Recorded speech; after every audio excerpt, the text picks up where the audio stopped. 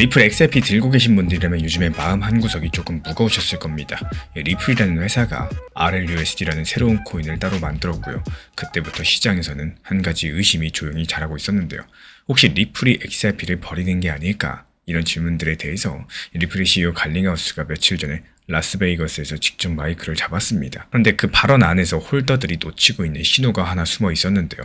오늘 그 신호가 무엇인지, 그리고 왜 5월 셋째 주가 XRP한테 결정적인 시점이 되는지 차근차근 짚어드리도록 하겠습니다. 먼저 한 가지 짚고 시작을 할게요. 보통 회사의 사장이 행사장에 직접 나가서 작정하고 입을 여는 일 자주 일어나지 않는 상황입니다. 평소에는 어떻죠? 그냥 보도자료 한 장으로 끝낸다거나 짧은 트위터 글로 정리하면 되는 건데, 이번에 리플 CEO 갈링하우스가 무대 위에 직접 올라왔고, 그 말인즉슨 글 한 장으로 풀리지 않는 무언가가 안에 있었다는 뜻이겠습니다.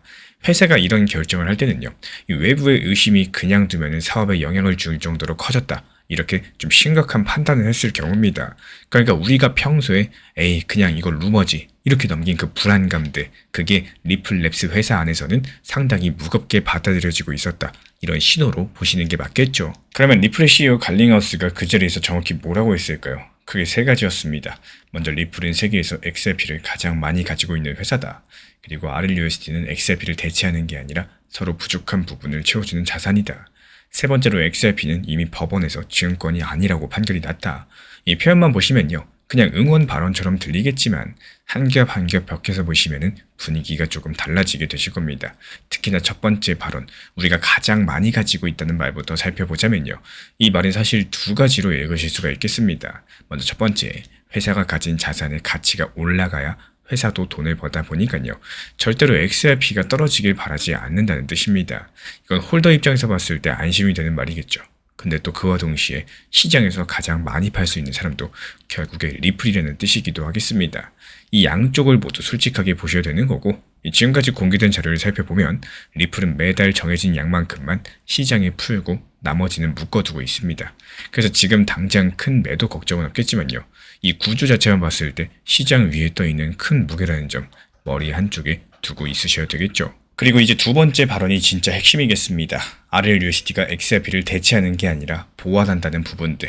잠깐 용어 하나씩만 풀어드려서 보자면요, RLUSD는 가격이 약 1,400원 수준에서 거의 움직이지 않게 고정이 된 코인입니다. 예를 들어가지고 일상적인 거래라거나 또 송금에 쓰기 편하게 만들어진 자산입니다.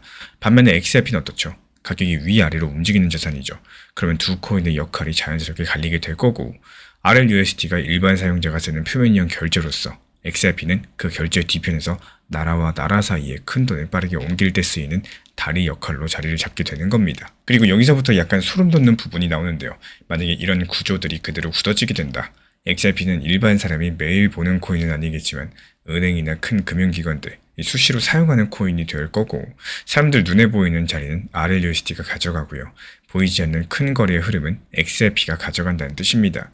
이게 좋은 일일지 나쁜 일일지는 해석이 갈릴 수 있겠지만요, 다만 한 가지만큼은 분명하다는 사실, 갈링하우스가 보완제라는 단어를 일부러 쓴 건요, 이 두 자산의 역할을 겹치지 않게 분리하겠다, 이런 리플랩스 회사의 방향성을 공식적으로 알렸다라고 볼 수가 있겠습니다. 그리고 이 발언에서 가장 흥미로운 부분이 마지막에 숨어있죠. 갈링하우스는 XRP는 이미 증권이 아니다, 법원이 그렇게 판결했다, 이렇게 말을 하고 있습니다. 근데 같은 자리에서 5월 셋째 주까지 클래리티 법원이 위원회를 통과해야 된다, 이렇게 압박을 하고 있습니다. 여기서 의문이 생기죠. 아니, 이미 끝난 문제라면 왜 또 법안 통과를 외치는 걸까? 이런 부분들 사실 두 개의 다른 이야기를 한 자리에서 한 겁니다. XRP라는 개별 코인의 법적 지위는 이미 정리가 됐지만요, 코인 산업 전체를 묶는 큰 규칙은 아직까지 없기 때문에 이 클래리티 법안 같은 경우에 그 큰 규칙을 만드는 법이고, 쉽게 말씀드리자면은 XRP라는 차는 이미 검사를 끝냈지만요, 그 차가 달릴 도로는 아직까지 깔리지 않은 상태였다는 거죠. 그래서 여기까지 따라오시면 5월 셋째 주라는 날짜가 왜 중요한지 자연스럽게 연결이 되실 겁니다. 갈링하우스가 이 시점을 못을 박았다라는 거는 회사 입장에서 봤을 때 그 안에 법안이 위원회를 통과해야지 다음 단계로 넘어갈 수 있다, 이렇게 보는 시점이라는 뜻이겠고, 이런 부분들 해석이 갈릴 수 있겠지만요, 일정상 봤을 때 5월 셋째 주 미국 의회 일정에서 가장 중요한 분기점인 것만은 사실이겠습니다. 또 그 이후로는 의회가 다른 큰 법안들로서 일정이 차다 보니까요, 코인 관련된 법안이 뒤로 밀릴 가능성이 있겠다라는 거, 리플 CEO가 이걸 모르고 그 시점을 말했을 리는 없겠죠. 그렇다면 앞으로는 어떻게 흘러갈 가능성이 가장 높을까요? 가장 가능성이 높은 시나리오 한 가지만 짚어드려 보겠습니다. 5월 셋째 주를 앞두고 XRP는 기대감으로 한번 움직일 가능성이 큽니다. 이 법안 통과 가능성이 시장에 알려지면 알려질수록 제도권 자금이 들어올 명분이 생기기 때문에 실제로 통과된다면 단기적인 상승 동력이 만들어질 수가 있을 거고, 만약에 일정이 미뤄지게 된다면 기대감으로 올라갔던 부분들 한 차례 빠질 수 있겠습니다. 다만 여기서 리플 CEO 갈링하우스가 직접 시점을 못을 박았다는 건요. 그리고 그동안 리플이 규제 일정에 맞춰가지고 사업을 움직여 왔다는 것까지도 이 두 가지 근거를 합쳐봤을 때 가장 가능성이 높은 흐름이라고 바라보고 있는 거고, 이번 발언이 단순한 응원 메시지가 아니었습니다. 리플 같은 경우에 RLUSD, XRP의 역할을 따로 나눠가지고 두 자산을 동시에 키우겠다, 이런 방향성을 공식적으로 밝혔고요. 그 작업의 첫 번째 분기점이 5월 셋째 주에 잡혀 있다는 사실. 그렇다면 우리는 이 시점을 앞두고 XRP 포지션을 어떻게 잡고 가셔야 될까요? 다음 영상에서 더 구체적으로 풀어드려 보도록 하겠습니다. 제가 자주 말씀드리고 있는 비중 조절과 원칙 매매에 대해서 조금씩만 신경 써보시면 좋으실 거라 생각을 합니다. 아무리 장기 투자라고 할지라도 비중 조절 같은 경우는 정말로 중요하고, 또 건강한 장기 투자를 위해서라도 원칙 매매를 바탕으로 매매하는 습관들을 키워나가시면 분명히 큰 도움이 될 거라고 생각을 해요. 한번 잘 생각을 해보시면요. 이 대부분 그때 팔 걸, 리플 5,000원일 때 조금이라도 매도를 해놓을 걸, 비중 좀 줄일 걸, 이런 후회들에 대해서 지나고 나면 하시게 됩니다. 여기서 정말로 무서운 건요, 이 감정을 지금은 생각이 나지만 나중에 다시 반등 시기가 찾아오고 또 상승 시기가 찾아왔을 때 이 감정에 대해서 까먹게 된다는 뜻인데요. 결국에 시장 같은 경우는 이 상승과 하락이 계속해서 반복되고 있는 시장인데, 시장이 상승한다고 해서 너무 상승에 대한 생각만 하게 되는 이런 습관들을 조금은 고쳐나갈 줄 아셔야 됩니다.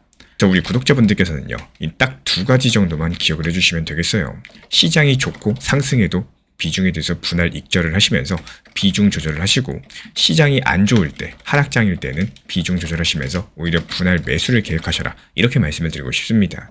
상승했을 때 매도해야겠다, 이 원칙 한 가지만 기억해 주시면은 오히려 시장이 힘들다, 이렇게만 느껴지지는 않게 되실 겁니다. 오늘 영상도 끝까지 함께 해주셔서 정말로 감사드립니다. 우리 구독자분들에게 코인신사 채널은요, 단순한 투자 채널이 아닙니다. 때로는 아들처럼, 때로는 형이나 오빠처럼, 또 때로는 냉정한 전문가로서 그렇게 곁에 있고 싶습니다. 누군가의 아들은 이렇게 말합니다. 괜찮아요. 아직 기회 있어요. 또 누군가의 심리 트레이너는 이렇게 말을 하죠. 지금 흔들리시면 안 됩니다. 이런 타이밍엔 반드시 버티셔야 됩니다. 그리고 때로는 악재가 시작됐기 때문에 지금은 비중 조절할 타이밍입니다. 이렇게 말을 합니다. 그리고 또 누군가의 전문가로서 이 구간은 분명히 좋은 타점이 될 것입니다. 이런 말씀도 드릴 수가 있겠죠. 그렇게 저는 매 순간마다 시장을 바라보고 있습니다. 이 시장이라는 건 늘 변화를 하고요. 감정은 그것보다 훨씬 더 빠르게 흔들릴 겁니다. 하지만 그때마다 우리 코인신사 채널은 밤새 차트 지켜보면서 누군가의 불안이 덜어지기를, 또 누군가의 손실이 멈추길 바라면서 그 마음을 담아서 한 줄 한 줄 브리핑을 시작합니다. 이 투자라는 건 숫자 싸움이 아니라요, 마음 싸움이고 그 심리가 전부인 영역입니다. 이 시장에서 끝까지 버틸 수 있는 힘, 그거는 정보보다 함께 가는 사람에게서 나와요. 우리 구독자분들이요, 절대로 혼자가 아니라는 거를 이 목소리로서 꼭 전해드리고 싶습니다. 오늘도 우리 구독자분들 곁에서 가족처럼 함께 걷는 동반자 코인신사 채널이었습니다. 제가 안내해드리고 있는 코인신사 채널 멤버십 전용방에 대해서 짧게 설명드려 보도록 하겠습니다. 리플, 암호화폐 시장에 대한 중요한 이슈, 그리고 브리핑이나 시장의 흐름에 대한 전문적인 분석 내용 설명과 함께 차트상의 기술적 분석, 온체인 지표와 투자 심리에 대한 내용들을 같이 안내 도움드리고 있고, 가장 중요한 투자 심리를 컨트롤하기 위해서 포트폴리오의 구성에 대한 노하우, 투자 심리 컨트롤에 대한 내용도 같이 안내드리고 있습니다. 코인신사 스터디 멤버십 가입하신 분들께서는 아래 번호 혹은 신청 링크 통해서 남겨주시면 제가 연락드리고 있고, 안내 설명과 함께 신사 채널 리플 전용 멤버십 방에도 입장 안내 설명드리고 있습니다.